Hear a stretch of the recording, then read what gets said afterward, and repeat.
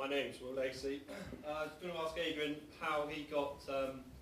Were you approached by Asda to work with your beef, or did you find the market yourself, or how did that come about? Is that on? Yeah. I approached them, and for me, it's.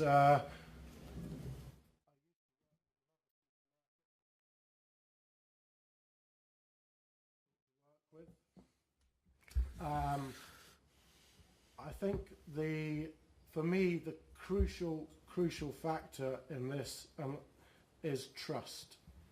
It's all about trust. I trust them, I hope they trust me, and we move forward, we have long discussions, and we can take things forward from there. As soon as I lose trust in them, or they lose trust and respect in me, finished. There's nothing written down, I don't have contracts or anything, it is all based on trust and respect. But it takes, you can't just walk in there and say, hi, I'm Tommy, let's get going. It doesn't work that way. It takes a long time to build up the relationships. And the other thing that is crucial to these relationships is don't expect to go in there and say, right, what are all your costs? And when they say, well, what are yours? And you go, I'm not telling you, I want to know yours. You ain't getting nowhere. It's a two-way discussion. Peter, young lady to your right. Hello, Emily Phelps. As a young person looking to get into agriculture and farming, if you had a pot of gold or won a lottery, where would you invest it, specifically in livestock farming, in England and in the world? A pot of gold. I'd have to think carefully. I wouldn't invest it all in farming. That's being honest. Again, you've got to split your eggs. I think you've got to have a business. You've got to have a thought before you go anywhere of what do I want to achieve and what would I like to do. Because it's pointless going and investing. We could all go and make gold bars or something, but if you're not going to enjoy it, you're going to hate the business. So I think I love the business I'm involved in, I'm passionate about it, and I really enjoy my job. I love my job. If I hated my job, I'd move away. So I think you've got to think about what you want to do as a person. The one piece of advice I was given when I was buying pedigree cattle, and I accept this as pedigree cattle, was if you had 50,000 quid to invest, think about it two ways. Go and buy 50 cattle at 1,000 quid, or go and buy 3 or 4 at a lot more money. If you buy the 50 at 1,000 quid, you'll probably be down the tubes quite quickly. You're much better off going to invest in the best and stick with the top genetics that you know are proven. Don't try and reinvent the wheel. Invest in what is there. Alan. Certainly the point that I would make is play to your strengths. If you ask that question of everybody in the audience, and I'm not deliberately trying to sit on the fence, everybody would come up with a different answer. So play to your strengths. Don't just do what somebody else is doing. Really, really work out what those strengths are and work out where you want to get to. So many people that we meet do it because everybody else is doing it, and some make it work and some don't. So think about where you want to get to. I absolutely agree with what Adrian said, and then play to those strengths. Okay. David.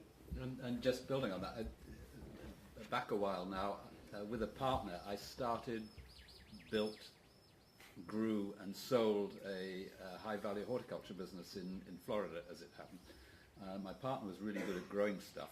He was an agronomist, and I thought I was reasonable at marketing things. But the start of the business was me spending a month in Florida looking around to see what was done badly or wasn't being done at all. And we decided actually it was fresh herbs, and we started the hydroponic fresh herb business. But so first of all, it was to identify actually where there was a gap in the market, and then went to my partner, the agronomist, and said, do you think you could produce these? And it was that way around, and it was playing to our strengths, which was a branded marketeer, that was me, and he was a great producer. I think Adrian would just like to add a comment. One comment, and I'm not saying it just because he sat next to me and might wallop me, but the one crucial thing for me when you're investing anything is keep the banks fully informed. We have 2 or 3 meetings a year. We give all our projections, all our budgeting. Don't walk into the bank and sort of go, oh, Christ, this is a nasty meet. They want to be friends with them because they are critical to your business. You have to, again, trust them, show them where you want to go. If you're showing them where you want to go, even if you've got this pot of gold, that pot of gold may dwindle. Show them how you're planning on doing things, and you'll get far more out of a bank than if you're going in saying, well, I don't care about you, you're just going to do me in. Gentleman there with a question, I believe. Tom White. The second speaker mentioned that farmers need to look at farming without subsidies and making their businesses competitive. On the figures that Adrian gave us there, you said that 20% of your income is from subsidies. If you were to lose that, that makes your business marginally profitable. How are you adapting your business to take into account the loss of subsidies in the future? So I was 10% profit without subsidies. My perception, and I may be proved to be wrong here, but I strongly believe that as subsidies dwindle, the price of food will increase, and therefore that will offset the subsidies. I have to look at the farm and the business moving forward and say, right, if I'm going to lose out here, what do I need to be doing? I think there was the beef world used to put out a stat that looked great, that the number of cows in the world was declining rapidly, therefore we all must be doing great. But the one graph that they never showed you was that farmers became better, and the actual dead weight increased.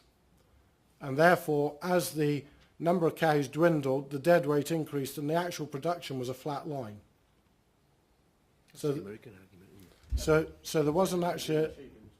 Sorry. That's the same as the New Zealand sheep. Yeah. So there wasn't actually really a problem there. I think supply is now becoming very tight, and the one thing, speaking to Terry Leahy of Tesco's, he said the one thing that we never want is what they call white shelf space.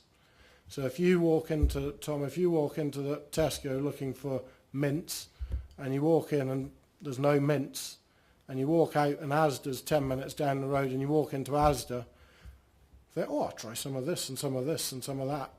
They reckon that 90% of the people who walk out of their store because they don't have a product will never return.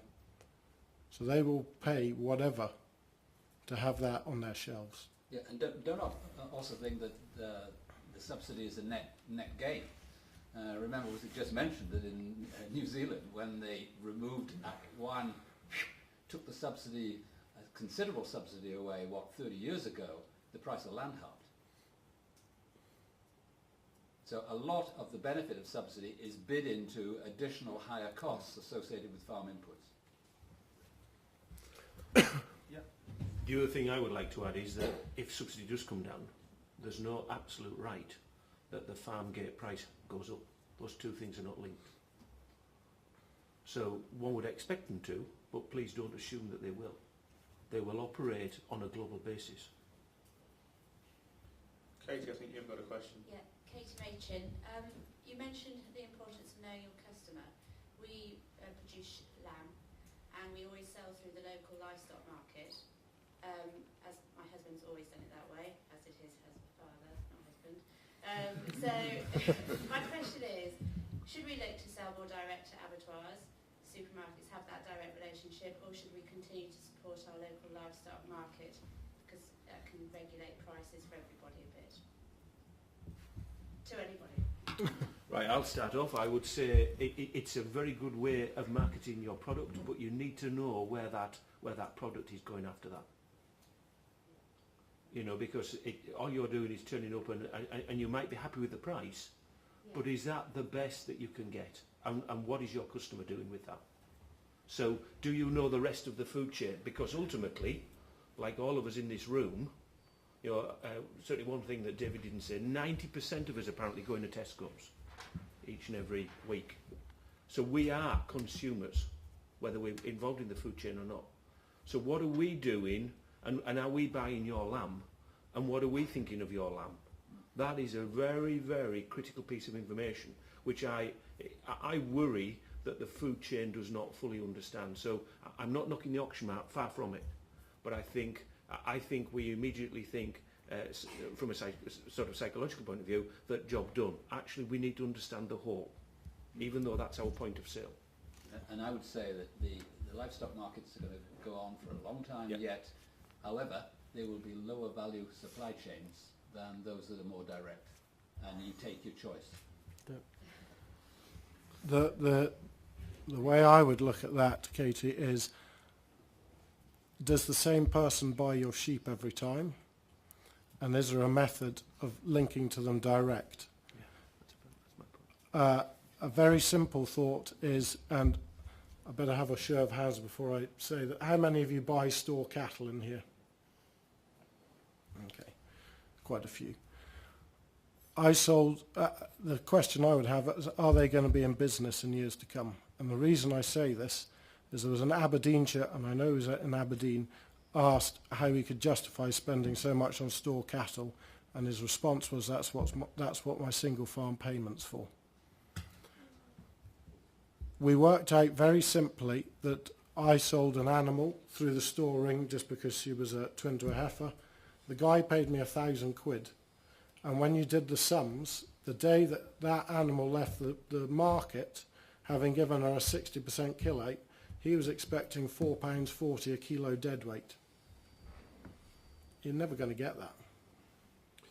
The other thing I didn't say, which I've left till this point, is that when you look at other sectors in agriculture, those who stay closest to their actual end customer tend to get the better return. So I'm not advocating one method of selling or not, but I just ask those people in the room who buy store animals, do you buy them from the same supplier every time? And if you don't, how do you explain to your customer that you are selling a consistent product? And I think that's a very, very interesting question. So please think about how you interact with the whole chain. The whole chain is critical. And I repeat what I said when I was talking. For 25 years in the bank obsesses about customers. Obsesses. I haven't been near my laptop since 5 o'clock this morning, and I'm sure there'll be, in that large organisation, somebody will have issued something about how we're going to look after customers even better. Whatever you think of banking. Now I ask the question, how close are we to understanding what those customers want? Because it's something that a very large commercial organisation called HSBC absolutely obsesses about. Are we obsessing about our customers? That's my challenge to you, ladies and gentlemen, and I take on board what both of these have said.